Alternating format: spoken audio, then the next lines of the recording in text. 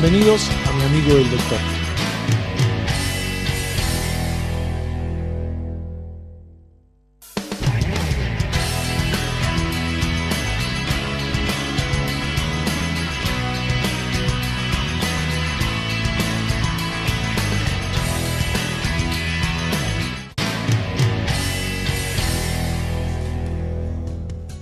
Queridos amigos, bienvenidos a otra entrega de mi amigo el doctor, aquí por Canal 2. Y bueno, en esta ocasión vamos a tener dos invitados que nos van a traer temas muy distintos, pero muy importantes. Vamos a tener en el segundo bloque al doctor Oscar Castiela. Él es director, él es el médico auditor del Centro Pío de Salud, y él nos va a hablar un poquito de lo que es la atención médica en los pacientes de edad. Él no quiere que digamos ancianos, sino de personas mayores, lo cual me parece bárbaro. Y él nos va a explicar un poquito cuál es el cuidado que debe tener, no solo de la parte médica, sino también en el grupo de familia.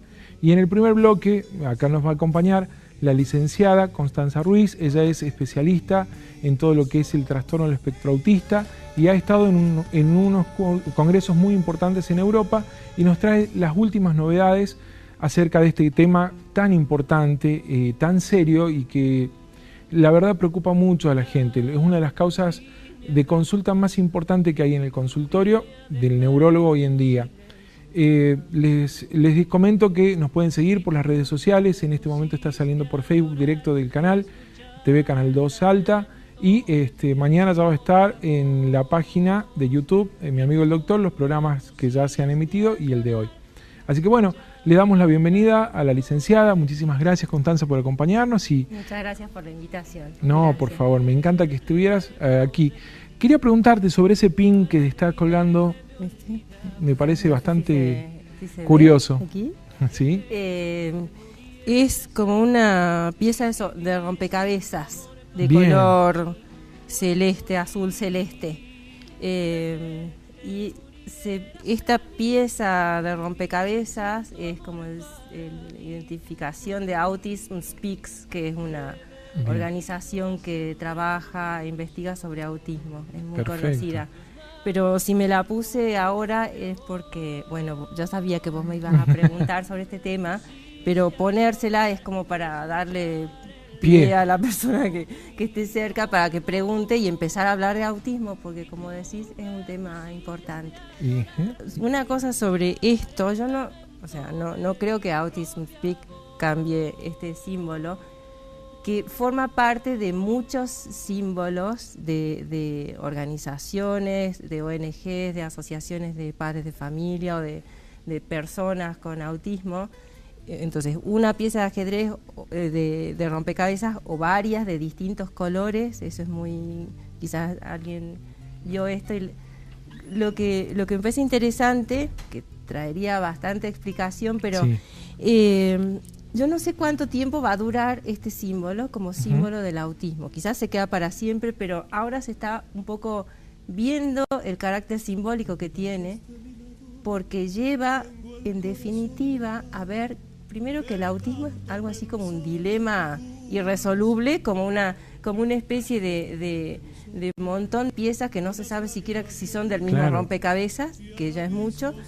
Entonces, pues se está investigando tanto y se está encontrando tantas cosas que tienen bastante coherencia. Sigue siendo muy dilemático, siguen habiendo muchísimos problemas, pero ya se va encontrando bastantes más piezas y se va encontrando como una coherencia en algunas cosas. Exacto, ha sido una evolución bastante especial la del autismo en las últimas décadas, pero sobre todo en esta última década cuando se empezó a trabajar mucho con neurociencia, es decir, todo el conjunto de los especialistas que vemos.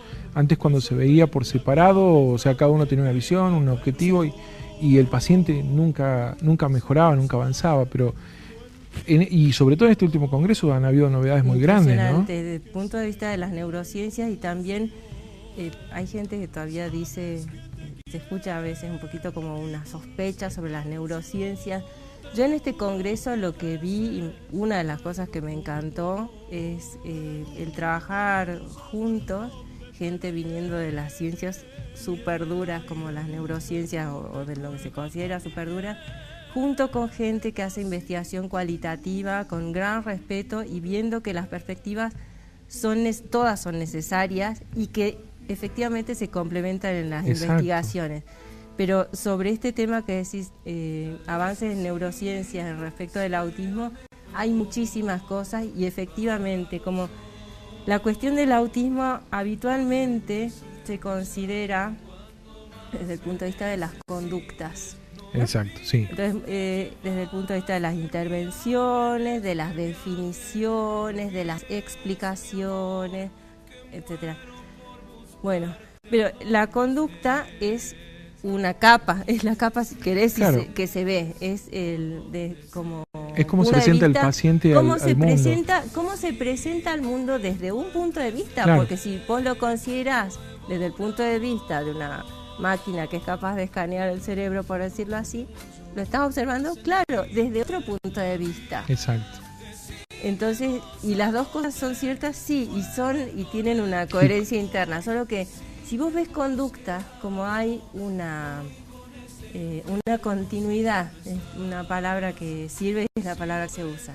Hay una continuidad en las conductas de las personas con autismo, de las personas que no tienen autismo, de las que se dice que tienen autismo, de las que no se dice que tienen autismo, que podrían tenerlo, pero no se dice también, sí, y de las que no lo tienen en todo sentido. Gran definición ahí hay varias esa, cosas. ¿No? Gran definición, y ahí creo que se están empezando a voltear varios dilemas que habían previamente, ¿no? Sí, ahí estoy tratando de contenerlo porque hay varias cosas. Entonces, el tema de la continuidad, sí, podría significar, por ejemplo, que una persona que tiene autismo, que tiene realmente autismo por donde lo mires, el viejo diagnóstico,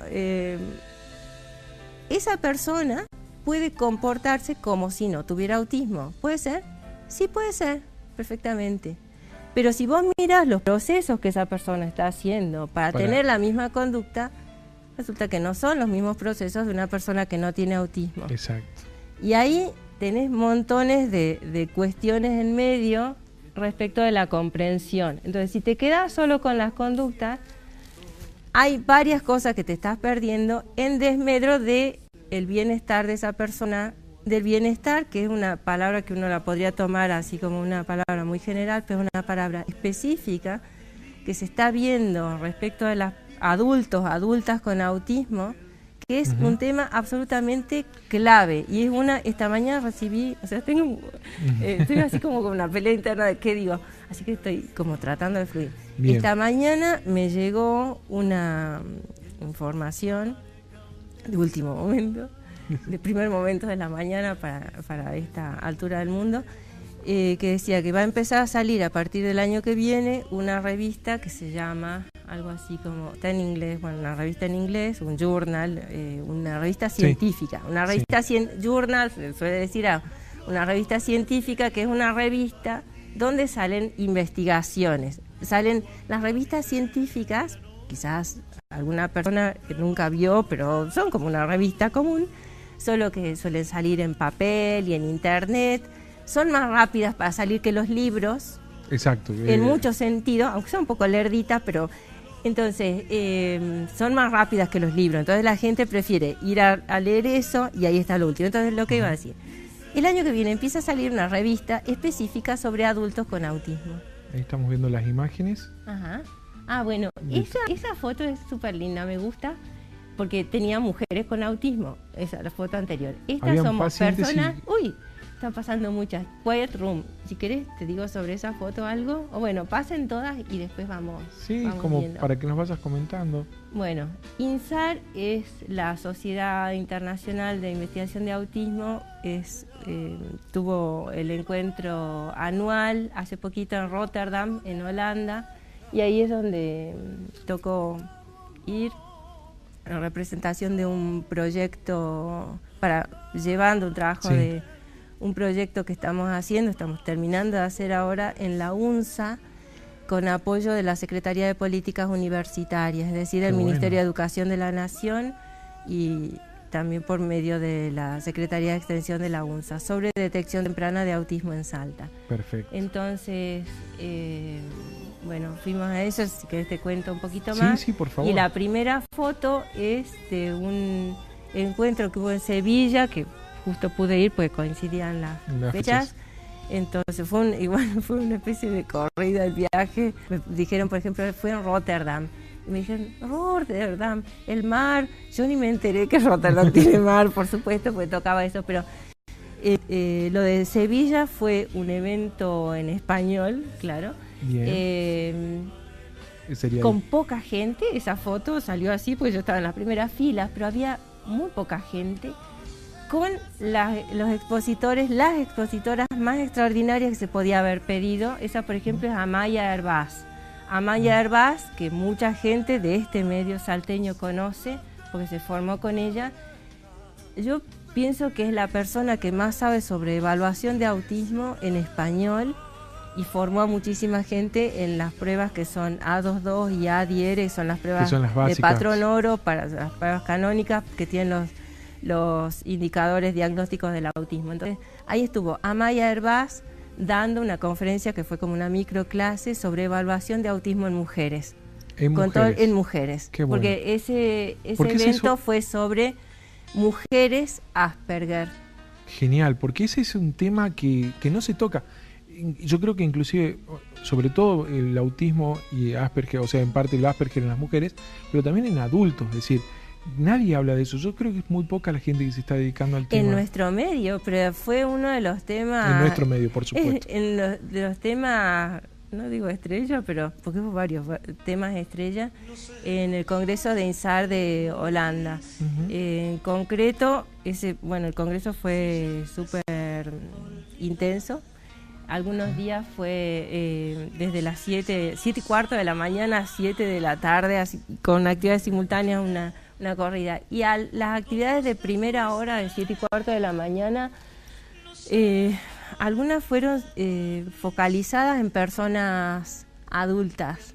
Entonces lo que hubo era una actividad de bastante tiempo para todo la intensidad del Congreso, haciendo grupos de foco para ver las preocupaciones que hay, y que los investigadores que había ahí, que interesados en esos temas, de todo el mundo, pudieran reunirse y hacer como una especie de agenda de qué es lo que hay que estudiar respecto a esos temas. Perfecto. Y como consecuencia de eso, pienso que sale esta revista que, como decía, empieza a salir el año que viene, pero ya hay un primer número que tiene como una agenda inicial en la cual está, y es muy importante, la cuestión del bienestar. El bienestar y cuestiones de salud en general de personas con autismo que tienen su condición invisibilizada detrás de conductas que están camufladas. Además, a mí me pasa en lo personal con mi hijo, que ha recibido terapia desde muy pequeñito, y para una persona, un médico que no esté especializado en el tema, me dice, pero ¿estás seguro que tiene? Pero uno lo lleva, por ejemplo, a Marina Hoffman, que es una de las especialistas acá en Salta, y ella me dice, no, el tema es el entrenamiento que él ha tenido. Sí. Cómo ha sido entrenado para actuar de distintas maneras. Pero eso tiene, a mi modo de ver, a mi modesto entender, pros y contras. Seguro que sí. Porque tanto camuflaje, después a la hora de las horas, cuando llegan las personas adultas, el camuflaje termina siendo un problema.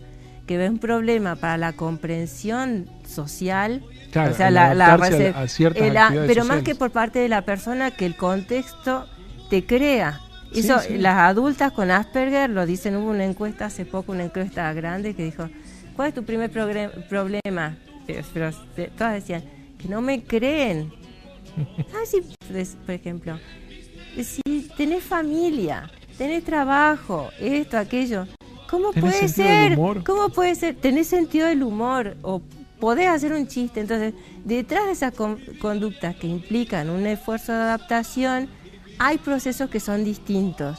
Algunos de esos procesos pueden cambiar, claro que los procesos pueden cambiar en algún sentido, pero hay algunos rasgos, claro, que siguen siendo dificultosos, y al mismo tiempo hay algunas cuestiones que son específicas y que están buenísimas, y en esto me encanta poner el acento. Bien.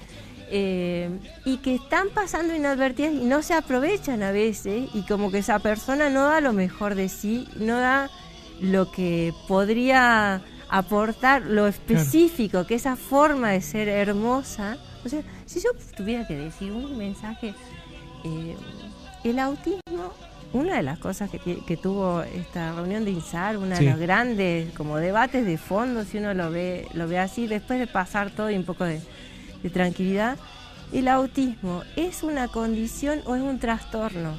Y es más que una definición de libro o de consenso o de cómo se mire. Es una condición, podría ser un trastorno si se necesita tal cantidad de ayuda, de tal tipo, etcétera, que por supuesto que implica alguna toma de conciencia para tomar ayuda, para obtener ayuda. Y ahí vamos al tema del grado de dificultad que puede presentar, porque el paciente puede ser pequeñito o grande. Pero no es una enfermedad, o sea, no es un trastorno en el sentido de enfermedad como se interpreta a veces. Claro, exacto. Sino es una condición, es una forma de ser que tiene que ver con una forma de percibir, con una forma de razonar, formas de pensar, formas de ver, formas de... que es como una forma de estar en el mundo que tiene como su lógica propia. Claro. Que es complementario a otras formas de ser, a otras diversidades. A veces se habla de neurotípicos, los neurotípicos y los autistas, o las personas con autismo, las personas con autismo. Los autistas, no se suele decir también todo en español, estoy un poco contagiada todavía de lo que escuchaba en el Congreso. Pero ahora se está tendiendo a decir neurotipo autista, porque habría distintos neurotipos. Claro.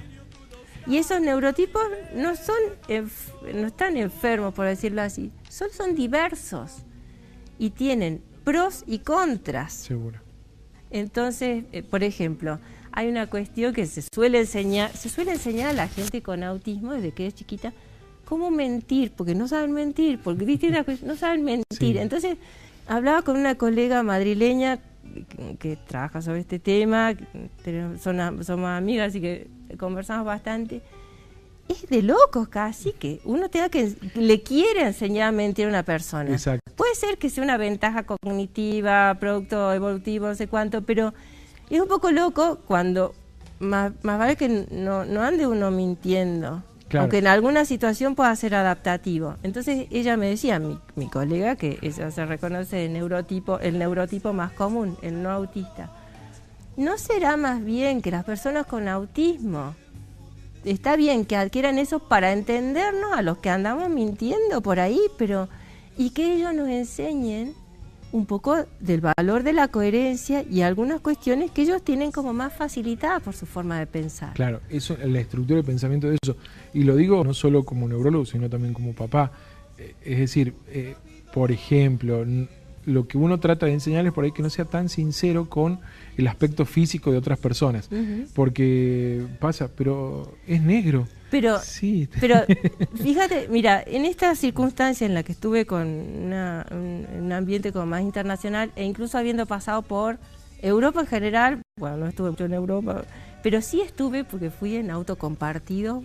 Era un viaje así como medio mochilero, sí, compartir con la gente del lugar, por ejemplo, ir un tramo con una familia en furgoneta.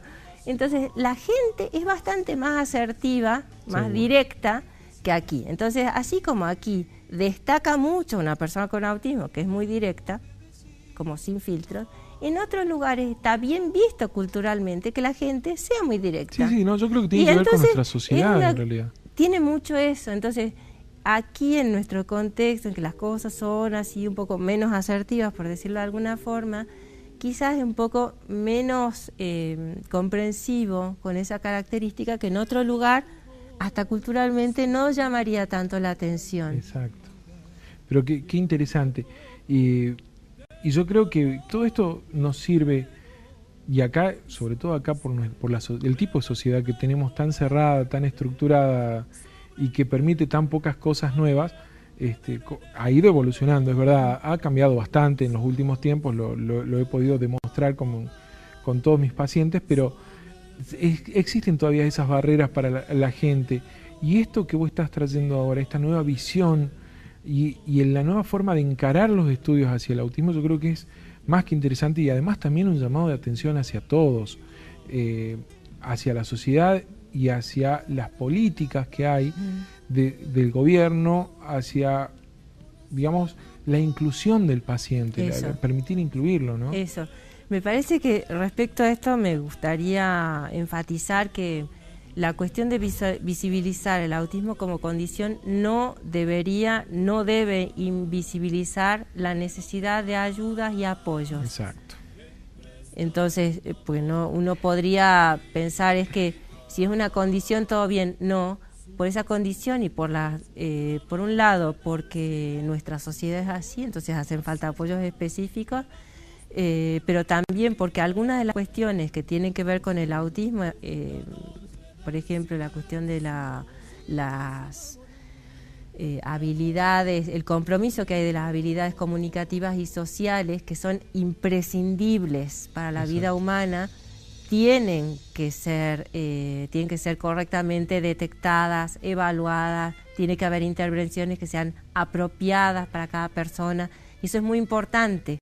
Muy importante. En la historia del autismo, yo creo que el comienzo de la enfermedad, cómo se empezó a diagnosticar con estos pacientes, digamos que tuvieron los primeros médicos que lo pudieron escribir al tema, bueno, se demostró eso, justamente pacientes que no habían tenido ningún tipo de adaptación, ningún tipo de terapia, estamos hablando del año 1900, comienzo de 1900, no tuvieron ningún tipo de terapia, terminaron casi como retrasos mentales profundos, chicos, parecía que tenían parálisis cerebral. Y los que llegaron a tener algún tipo de ayuda, de terapia y apoyo emocional de la familia, inclusive llegaron a tener, que para ellos era un logro, era un trabajo. Bueno, hay justo un video de uno de los pacientes que llegó a tener un trabajo en un banco, porque él trabajaba muy bien con los números y estuvo fantástico toda su vida, se jubiló y terminó. Y hoy en día eso, y también, pero es un panorama súper complejo. Junto con eso están los invisibles.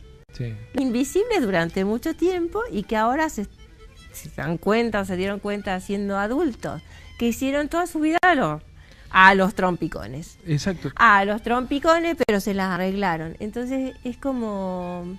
Se está tratando de sacar lecciones de la historia en muchísimos sentidos y eso está buenísimo. Es genial. Tengo un paciente que ha tenido una suerte. Él mismo me decía, ya 40 años, me acaban de hacer el diagnóstico de Asperger y él, su primer trabajo lo logra en Estados Unidos de pura casualidad y se casa con una chica de pura casualidad, dice, porque él justo dijo lo que tenía que decir, a la chica le gustó.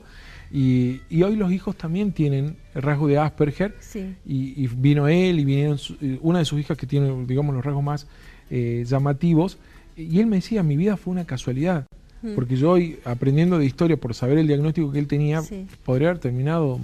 De cualquier forma, pero me parece que no sé, lo que, según todo lo que vi, también lecciones de la historia, como tener confianza. Yo me dedico al desarrollo psicológico y a la educación, esa es mi especialidad. Entonces, tal vez por eso me parece que el llamado a la confianza siempre tiene que estar ahí, porque desarrollo implica, por definición, cambio. Claro. La posibilidad de cambio y la posibilidad de un cambio que sea adaptativo, un cambio que sea para mejor, un cambio que esté bueno. Y entonces las casualidades ocurren en el sentido de que van pasando cosas que antes no pasaban, y que van adaptándose. Entonces, en el momento justo de su vida, esa persona encontró otra que iba bien y conectó. Bueno, eso que siempre pasa, también puede pasar a una persona que tiene autismo. Sí. Pero lo que estás comentando, y creo que eso es un mensaje que tendríamos que dejar hoy. La confianza no solo viene de la persona, sino también del entorno, de la familia. Del entorno, del entorno de la familia, pero también, gracias por decir esto. Yo lo que estaba pensando, esto que estás diciendo lo complementa totalmente. Yo lo que estaba pensando es, los seres humanos, en este momento del mundo, 2018, mitad de 2018, tenemos una larga historia evolutiva que nos precede a mi mamá, mi papá, mi abuelo, mi tatarabuelo, etcétera. Tenemos miles de años de evolución, de adaptación al mundo. Entonces, esta capacidad de adaptación al mundo la tenemos cada uno de nosotros y la tenemos bajo la forma de todo nuestro cuerpo, con todo eso ustedes saben muchísimo mejor que yo, la capacidad que tiene un cuerpo para recuperarse, la capacidad que tiene el cerebro para a lo largo del tiempo autoorganizarse de 10.000 formas diferentes con procesos que son pero es un proceso complejísimo, para adaptarse al mundo, para ir adquiriendo información para conectar y para procesarla y para poder vivir. Esta capacidad de adaptación es a la que yo me refería, y no es como se puede, no da la palabra, no es otra cosa que estar con una familia, en un entorno, no es otra cosa, porque somos una cosa con ese entorno. Exacto. Este entorno forma parte de esa misma evolución, entonces... El pin, formar parte del rompecabezas. Eso, sí, este rompecabezas que significa tantas cosas. Claro, entonces esa confianza, somos una pieza más en esto, y nosotros tenemos todo, nosotros significa los seres humanos, sí, las personas con autismo, que a veces a sí mismas se consideran un poco marcianas, y esto es del libro. Sí, es verdad, sí. Hay una de las personas que dicen que, bueno, por lo menos en su tiempo era como la más mediática de las personas con autismo, una señora que se llama Temple Grandin. Ella hay un libro que lleva... ella contó que se sentía como antropóloga en Marte. Entonces, bueno, seres humanos, las personas con autismo son seres humanos, no son marcianos. Exactamente, sí. Y creo que ellos, la necesidad que tienen de adaptarse al medio, ellos tienen que poner muchísimo esfuerzo, y el medio también tiene que responder un poquito también con esa cantidad de esfuerzo. Eso, ¿no? Sí, entonces esta cuestión de la visibilización de la diversidad, esta persona que decía Temple Grandin, una de las cosas que mantiene... todos somos necesarios, todas las formas de mente son necesarias. Exacto. Dice ella, entonces... Eso... complementarnos un poquito más.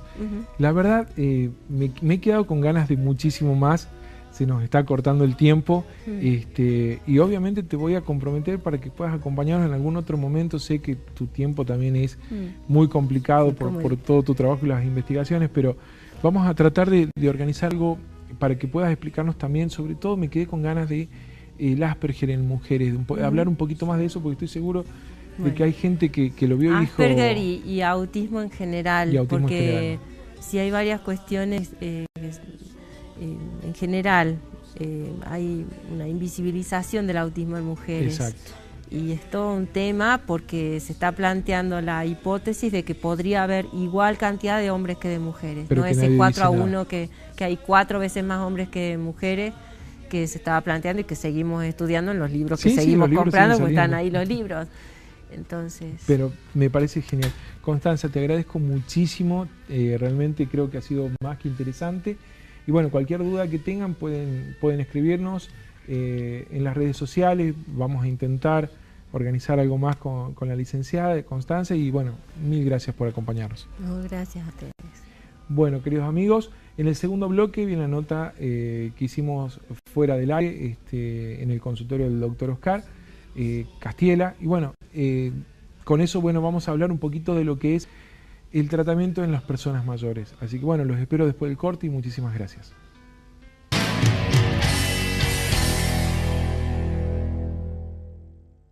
Bauti, ¿quieres venir a jugar en mi casa? ¿Mamá, puedo? Al final, el cumple de Laura lo hacemos en mi casa. Ari. No digan nada, que sorpresa. El partido del domingo lo vemos en mi casa, ¿eh? Se saben. Por fin vamos a conocer tu casa. Sí, pero ustedes llevan las tortillas, ¿eh? Vecino, ¿ya te mudás? Sí, este domingo los espero, hacemos asado, se vienen a conocer mi casa. Por supuesto, ahí estaremos.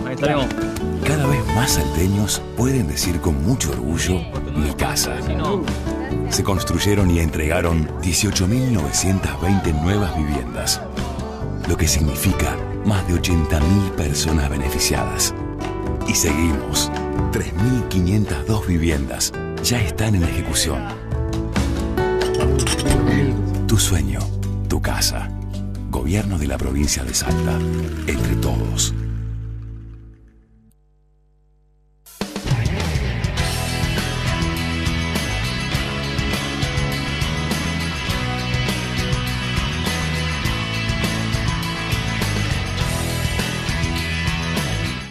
quedás con nosotros con la información, ¿eh? No te olvides, gente como vos te podés ganar premios como este. Premios, información y también opinión. Te esperamos todos los días.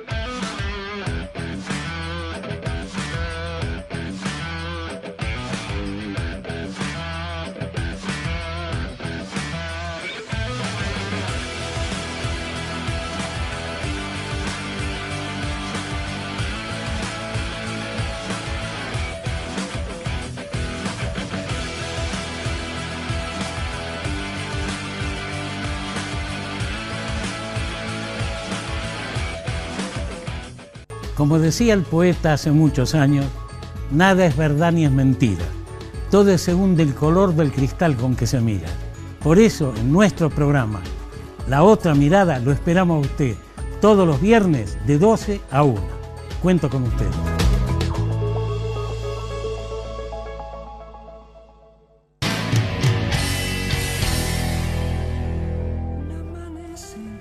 Muy bien, queridos amigos. Vamos a ver ahora en este segundo bloque la entrevista que hicimos, como ya les dije, al doctor Oscar Castiela, sobre un tema bastante interesante. Ahora que se acercaba el invierno, quisimos preguntarle cuáles eran las precauciones que debíamos tener, y él realmente nos terminó hablando de algo mucho más interesante, que es el cuidado integral de la persona y la responsabilidad que tiene la familia en ese cuidado. Así que bueno, los invito a compartir esta nota, y bueno, cuando termine me despido y los espero ya el próximo miércoles para un nuevo programa de Mi Amigo el Doctor. Muchísimas gracias. Bienvenidos a Mi Amigo el Doctor, en nuestra primera nota fuera del canal. Y bueno, vamos a hacerle esta nota al doctor Castiela, médico auditor y coordinador del Centro Pieve Salud en Salta Capital. Vamos a venir a consultarle sobre los recaudos que hay que tener, sobre todo para la gente mayor, en este invierno que ya se nos acerca y que nos está tocando los talones, ¿no? Bienvenido, doctor, un gusto que nos pueda acompañar. ¿Qué tal? ¿Cómo te va? Muchas gracias por la entrevista, te agradezco muchísimo. No, por favor, gracias a usted, doctor, por recibirnos. Bien. Bueno, estoy a tu disposición. Dígame, doc, ¿qué recaudos tiene que tener la gente, sobre todo la gente mayor, y los que tienen algún tipo de enfermedad en especial en este invierno que se nos acerca? ¿Hay algo que nos pueda decir?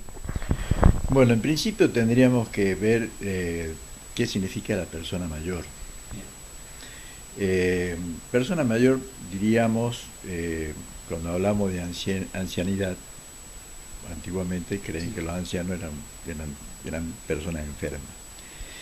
Y actualmente, de acuerdo a todo lo que se avanza en medicina y todo lo que se avanza en conocimientos, cada una de las áreas, digamos, orgánicas del organismo, se ve de que la ancianidad es otro tipo de situación totalmente diferente a considerar una enfermedad. Y por eso el hecho de la importancia que tiene todo lo que sea precepto de prevención para mejorar la calidad de vida de la gente mayor. Anciano anteriormente se consideraba como que eran de 60 años. Exacto. Ahora, actualmente, la ancianidad ha sido desplazada a mayor edad. Pero, en definitiva, ¿Qué es la ancianidad? Es la disminución de la capacidad de adaptarse al organismo. Entonces, ahí presenta una serie de factores que hay que tener en consideración.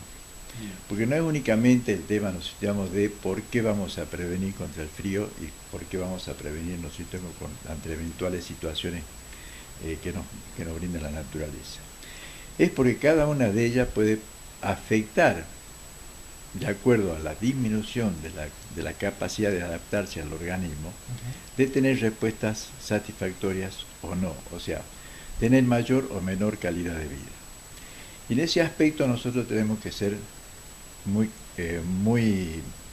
ayudarlo o acompañar a la persona, digamos, de mayor edad, a los efectos de evitar de que la naturaleza o los cambios climáticos o cualquier otro hecho puedan disminuir la capacidad de reaccionar ante esos agentes. Y en ese caso nosotros tenemos que ver que hay factores que son psicosociales y son orgánicos o físicos del propio de la persona. O sea, en general para todo el mundo o para personas en particular. O personas en particular. Entonces es importante tener en cuenta que la prevención no es únicamente hacer la vacunación para gripe o para neumonía, que eso debe ser obligatorio y está en programas que ya sea de la parte de salud pública o de la parte de obras sociales que tienen programas para poder avanzar en ese sentido. Y es importante que queden claro que es casi obligatorio, es decir, no casi, es obligatorio para personas mayores. Es obligatorio para las personas mayores, por sobre todas las cosas, para aumentar la defensa ante las noxas, o sea, ante los agentes que puedan provocarte algo. Bien. Pero también es importante fortalecer la parte humana, debido a que una persona de mayor edad tiene sus estrés ante la situación de decir, cuando dice estoy enfermo, ya prácticamente el paciente comienza a presentar algunos otros síntomas o algunos otros problemas que están acompañados con el estrés que ocasiona ese estado de salud. Entonces también hay que apoyar en esa situación. Por eso yo siempre digo de que hay problemas, ¿cierto?, psicosociales y personales. Exacto, y hay que hacer bien la diferencia, sobre todo para el médico que está en el consultorio y para el pacientito cuando va a explicar qué es lo que le está pasando. Exactamente. A ver, ¿cuáles son los aspectos psicosociales? El anciano, o sea, la persona de mayor edad, yo no digo anciano, yo digo persona de mayor edad, vive en un entorno. Si ese entorno no le es favorable, por razones particulares, por razones familiares, por razones de que el paciente se siente mal en su lugar, digamos, de jubilado, vas a tener una situación de estrés. Esa situación de estrés le va a provocar algunos tipos de problemas en cuanto a la disminución de su defensa para adquirir cualquier otro tipo de patología. Y vas a encontrar de que si nosotros vamos a empezar a estudiar a un paciente, vamos a ver, primero, cerebro. Y eso... creo que algo claro está eso, sí, es verdad. Eso ya te lo dejo para vos, que sos especialista en eso. Ya vas a ver que tenemos enfermedades como el Alzheimer, como la senilidad y otro tipo de factores cognitivos que vienen y que vos viste que muchas veces es producido por el estrés. ¿Sí? Y el estrés puede ser por un problema familiar que no se haya acompañado durante toda su vida, para llegar a este estado, o bien por una situación sociopolítica o socioeconómica, como le quiera decir. Un jubilado tiene mayores probabilidades de tener patología de estrés que provoquen otro tipo de patologías sin que sean nosotros la naturaleza. Exacto, sí, es verdad. Son factores creados por el hombre mismo. Claro. Es más, el mismo hecho de jubilarse ya lo predispone muchísimo a estar estresado porque se lo saca de la rutina cotidiana. Efectivamente, porque nadie se prepara a ser jubilado. Entonces, ¿qué es lo que sucede cuando uno se prepara para ser jubilado? Y generalmente tenés que buscar una alternativa para cuando vos te jubiles, continúes haciendo tu trabajo rutinario o un trabajo diferente al que venías haciendo para tratar de salvaguardar vos es decir, va a acompañar la discapacidad que vos sentís, nos situamos en cuanto a no poder llegar a acompañar los cambios orgánicos propios de la edad. Muy bueno el término de discapacidad que uno siente, porque en realidad es eso justamente, ¿no? Efectivamente, entonces hay que ver que desde el punto de vista médico, ante una persona en mayor edad, hay que acompañarlo. Y yo siempre veo que cuando vienen personas de edad avanzada, y a veces vienen solos. Es verdad, eso es muy cierto. ¿Y cómo cuesta, no? Y cuesta mucho, porque en definitiva es como que, a ver, yo le pregunto a un paciente, ¿usted no tiene hijos? Sí, ¿cuántos hijos tiene? 4, 5. ¿Y por qué no los acompaña uno de sus hijos? Porque tienen que trabajar, porque tienen que ver a mis nietos. Y a veces me dejan mis nietos para que yo los cuide. Entonces, eso hay que ver, también es otro tipo de problema que hay que observar en el anciano. O sea, en la persona de mayor edad, digamos. Digo anciano porque sí, para que se entienda que estamos hablando de la ancianidad.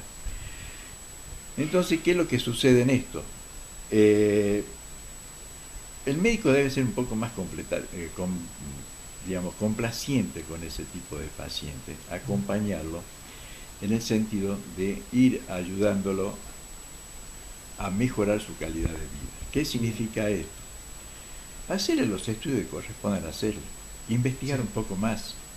No únicamente nos situamos si tiene un problema de neumonía o si tiene un problema, nos situamos gástrico, una gastritis o que tiene una artrosis o un problema físico. Tratarle solo el síntoma, no, hay que ver todo el entorno. Acompañarlo. Si el médico no está capacitado para acompañar a un anciano, bueno, tienen otro tipo de profesión que se pueden solicitar para que se pueda acompañar.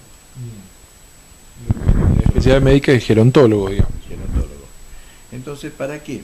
Para que ese paciente continúe por el camino, pero mejorando su calidad de vida. A través de una buena alimentación, a través de una buena actividad física, a través de, bueno, no digo de una buena digamos, dieta económica, no, sino por lo menos necesitamos tener un buen pasar y tratar de ayudar en ese contexto.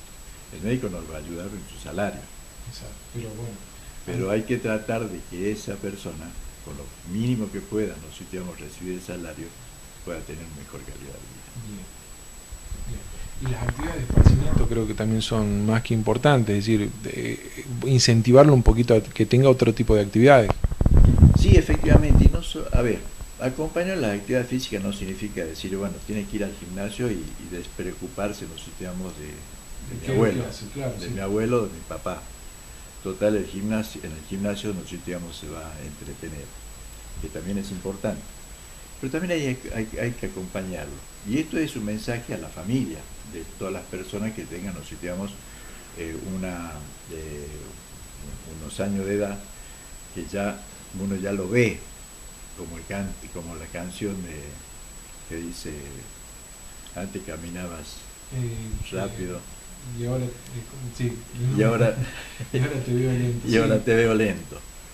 Entonces, el tema, nos situamos en esto, es así. Cuando uno ya lo ve, al papá o a la mamá, tener esos ritmos más lentos, bueno, yo creo que ahí es donde uno tiene que empezar a trabajar con el paciente, la persona de mayor edad. Generalmente, ¿cuándo sucede esto?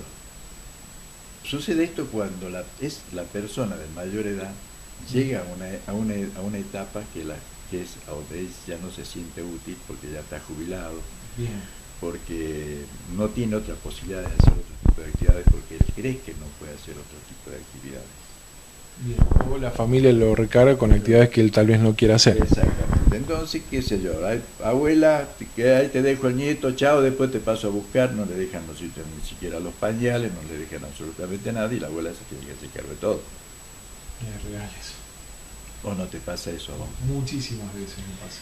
Entonces vos la ves a la persona que está en la sala de espera, que está inquieta, que está nerviosa, vos la haces pasar porque se encuentra, nos situamos mal. Cuando vos le preguntas qué pasa, no, porque me tengo que ir, pues le toca el té a la nena.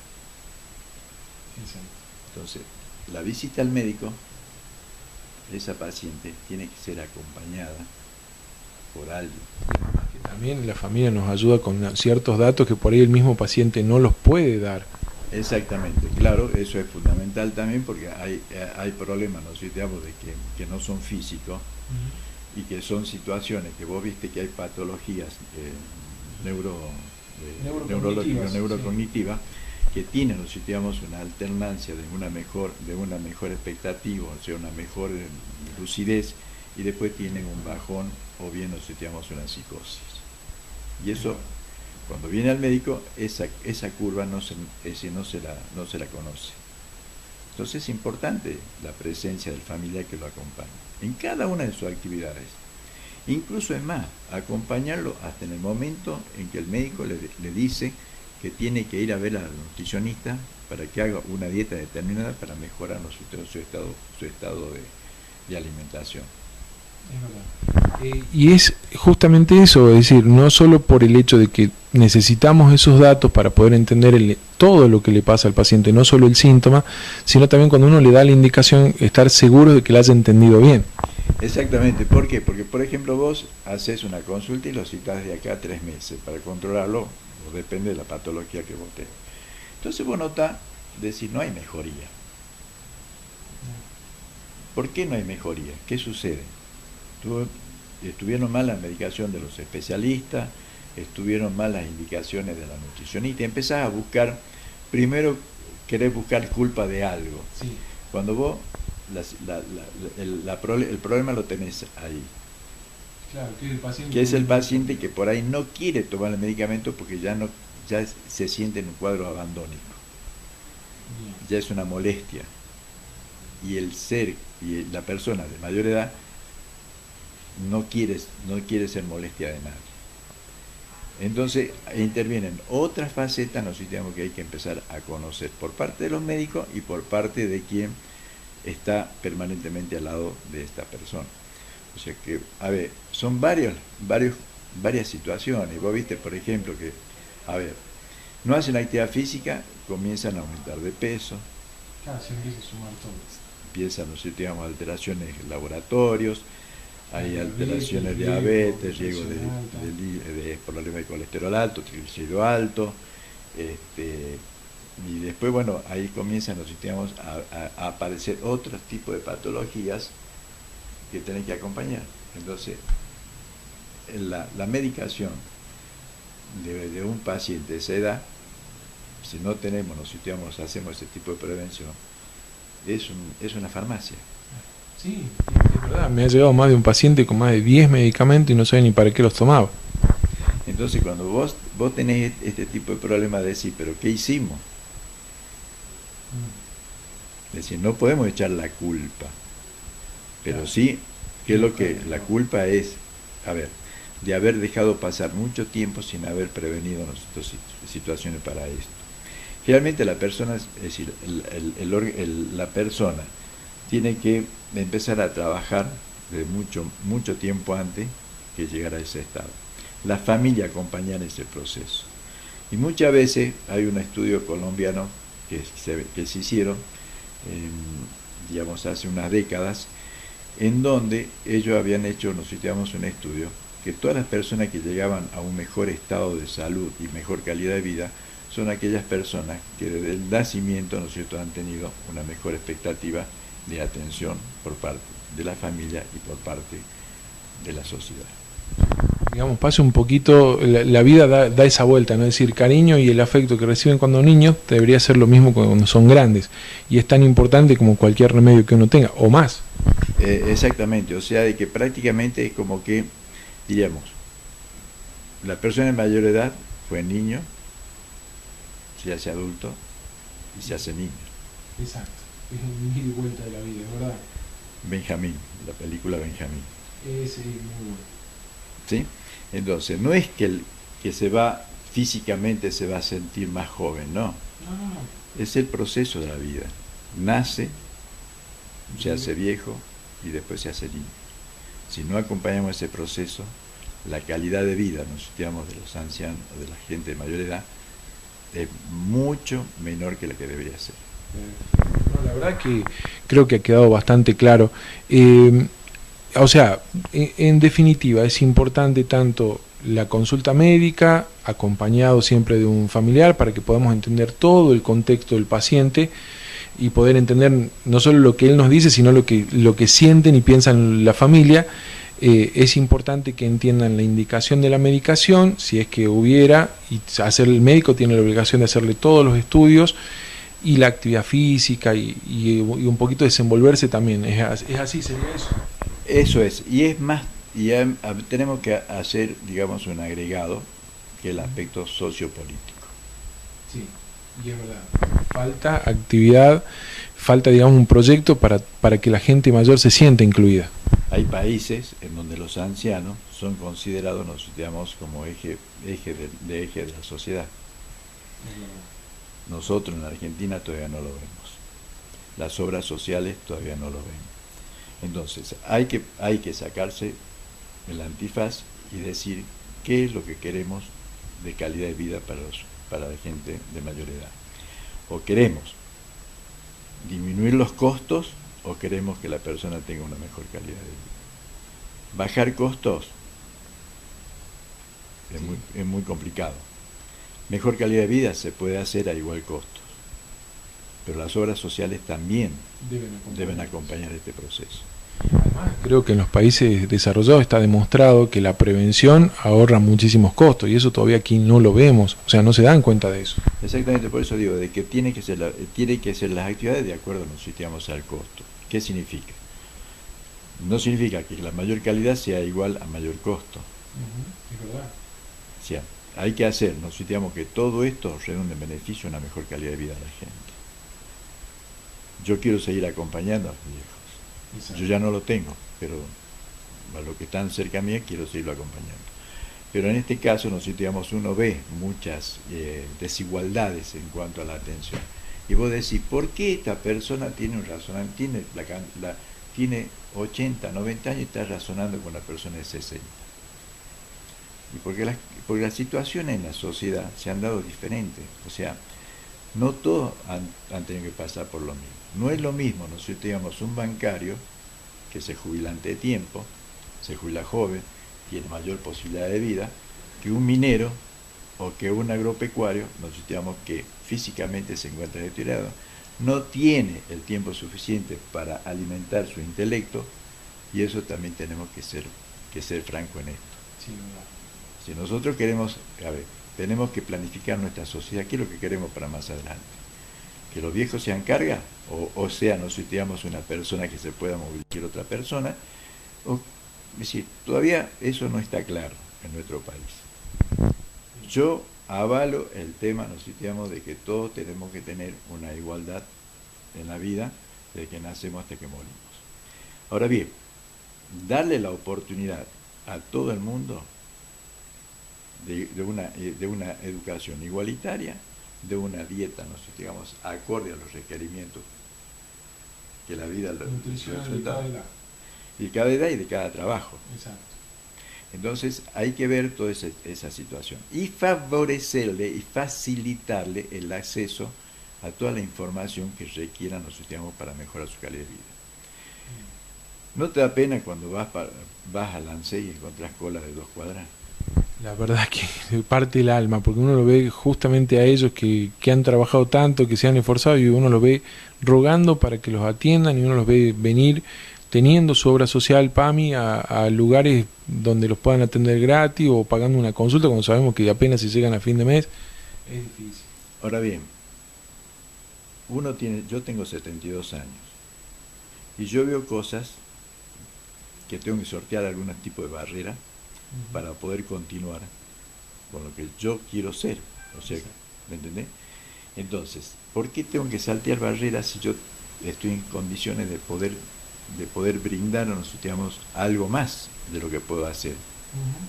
Entonces todos son barreras. El que no tiene capacidad suficiente como para poder avanzar, se queda. Y esa persona que se queda es una persona que perdemos. Exacto. Una persona que avanza es una persona que tiene, tiene posibilidades de tener una mejor calidad de vida, llegar, a cumplir sus objetivos que se ha propuesto y vivir bien con su familia, con sus amigos y disfrutar de lo que realmente necesitamos para que todos nacemos, es decir, disfrutar de la vida. Exacto. La corta vida que tenemos. La verdad que sí, doctorazo, le agradezco un montón, ha sido muy claro y bueno, lo comprometo para que hagamos alguna otra nota con algún otro tema que bueno, usted acá está acostumbrado a ver un poco de todo, así que desde ya mil gracias, doctor, y bueno, ya queda comprometido. Bueno, muchas gracias por todo esto y bueno, y llamar a la reflexión a todos, no únicamente a los familiares, sino también a los que tienen la responsabilidad de ejecutar el programa en beneficio de esta gente, de la persona. Yo valoro la intencionalidad que tiene el Ministerio de Salud Pública cuando implementa un programa que antiguamente fue Plan Hacer, que me tocó vivir las primeras etapas de Plan Hacer, y que hayan incluido, también a este programa a la gente, de mayor edad. Y eso permite, tener un mayor control y tratar de evitar los deterioros que puede tener una persona sin control médico. Y a los médicos, bueno, la reflexión sería un poquito más de calidad y un poquito más de tiempo para los viejitos. Exactamente. Mil gracias, doctor, le agradezco mucho. Bueno, nos encontramos de nuevo en el programa. Muchísimas gracias.